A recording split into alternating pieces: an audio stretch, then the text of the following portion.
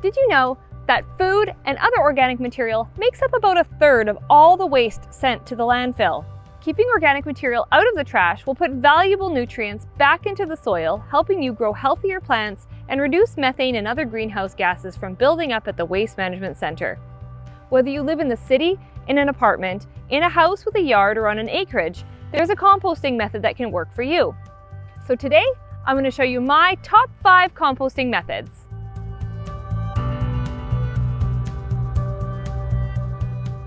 But before we dive into the options, it's worth mentioning that reducing the amount of food waste you have should be your first priority.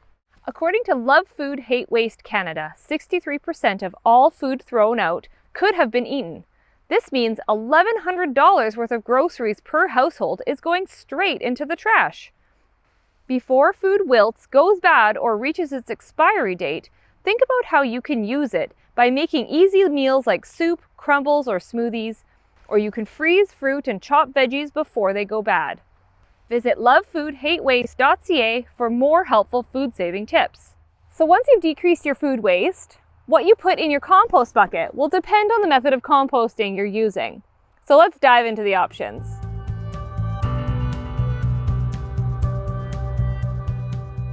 Getting your organic waste collected at the curb is the easiest way to get rid of food scraps and yard waste.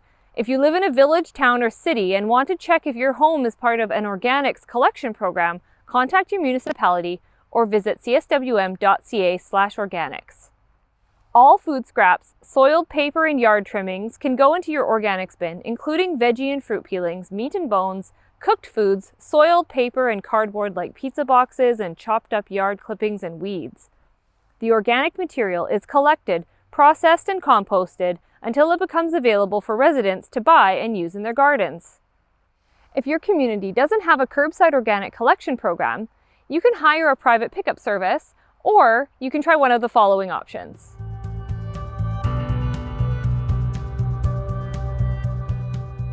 Typical backyard composters, such as these, are enclosed containers and they use aerobic digestion. That means that the organisms that help with decomposition need oxygen. You don't need a lot of space, just a small area that gets direct sunlight to help increase the temperatures and speed up the composting process. There are a few different types you can use, but all these composters need the right balance of heat, moisture, carbon, and nitrogen. Carbon sources include dried leaves and grass, shredded paper, newspaper, paper towels, cardboard, wood chips, or sawdust. Nitrogen sources include everything that isn't dry, like fruit and veggie peelings, green lawn clippings and plants, rinsed or oven-dried eggshells, coffee and tea grounds, and manure from vegetarian animals like goats, chickens, ducks, or rabbits. And depending on the composter you choose, you may want to avoid all cooked foods, animal products like dairy, meat and bones, pet waste, grease, or oils, and invasive species. If the food you add to your composter was cooked or came from an animal, you may attract pests or cause some odors, so just make sure you have an enclosed system. Remember to layer your compost by adding the nitrogen-rich material and then covering it with the carbon sources such as dried leaves or chopped straw. And if the mixture is too dry, add a little water to keep the compost balanced. My secret to success is to occasionally add a scoop of soil to your compost, which replenishes the microorganisms that turn the organic waste into compost and help speed up the process from the top down.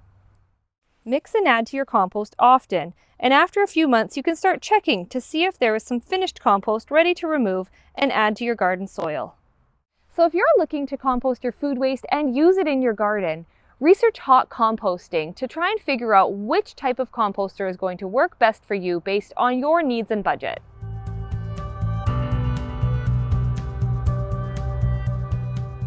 Now, if you're not in a rush for finished composting and you have a bit more space, pellet composting or cold composting might work for you. This method is great for residents that have a lot of garden waste. I have some backyard chickens, so we have a lot of straw and manure from the coop to mix in with our yard waste and our food scraps. Similarly to the hot composting option, you just layer all your nitrogen and carbon sources in one section until it's full. Then mix it if you can and let it sit while you start a new section with organic material. Make sure you cover it if it's too rainy. This way you let your compost cure for several months before adding it to your garden beds. The more you turn it, the faster it will all break down.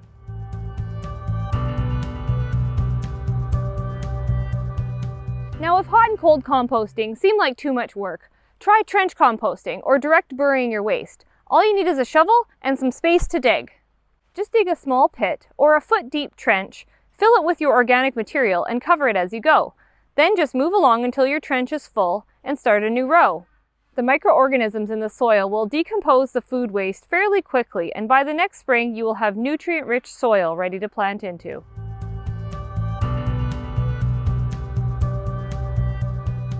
But what if you don't garden and have no need for harvesting compost? So if you live in a condo or an apartment or just have a small household or office space, there's some indoor composters that you could use.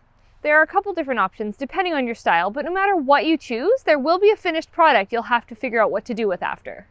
The easiest option is to offer your food scraps to a community garden, a friend or a neighbor who composts, or find a farm that feeds it to their livestock.